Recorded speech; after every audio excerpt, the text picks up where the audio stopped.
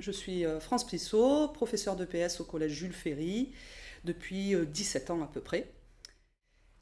Alors, ça a été assez difficile, je pense, pour tous les professeurs, et peut-être plus particulièrement les professeurs de PS, puisqu'on agit sur la motricité et le corps des élèves. Et là, je n'avais pas d'élèves face à moi.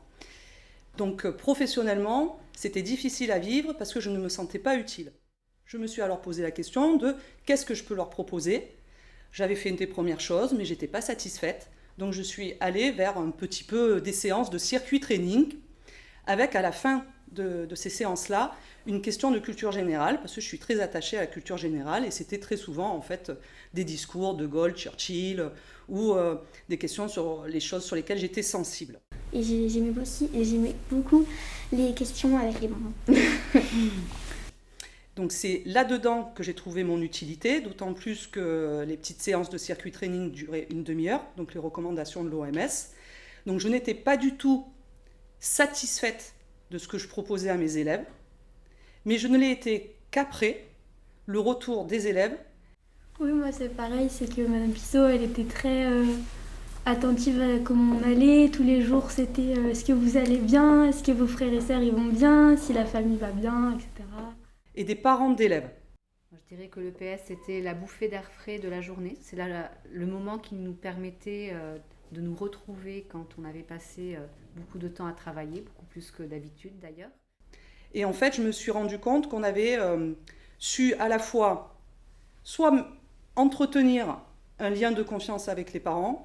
Donc non, ça a fait beaucoup de bien et on a apprécié ce moment. On a apprécié aussi le fait de communiquer, malgré qu'on ne se voyait pas, malgré qu'il n'y avait pas les... On a quand même communiqué et ça, c'était très important. Soit carrément le créer, puisqu'il y avait des parents avec qui je n'avais jamais communiqué, que je ne connaissais pas, et avec qui certains élèves, en classe, ça se passait pas forcément très très bien. Donc j'ai reçu cette reconnaissance, qui a fait du bien tout simplement dans cette période-là, qui me motive toujours, et je voulais aussi entendre mes élèves. Que Madame Pissot c'est la meilleure. Ouais. Merci beaucoup à elle et parce que c'était compliqué quand même le confinement, de rester enfermé tout ça, et grâce à elle ça a été un peu plus facile.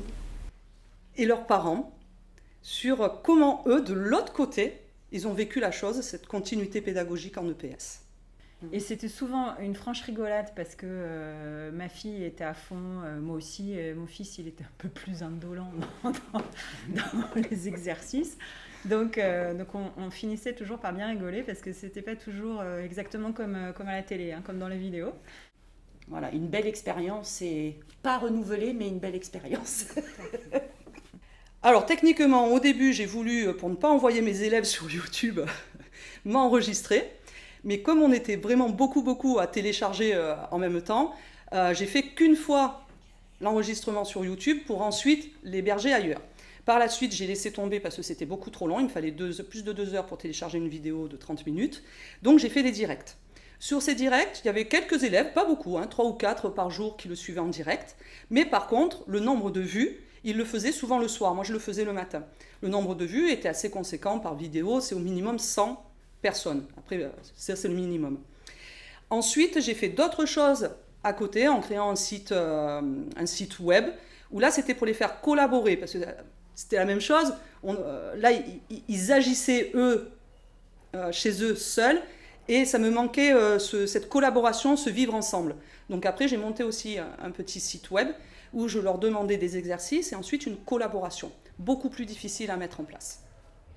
Moi, la conclusion, c'est que voilà, j'ai eu ce manque d'utilité. Je ne me sentais pas utile professionnellement. Je ne savais pas comment pouvoir faire quelque chose d'intéressant vraiment en fait de l'EPS.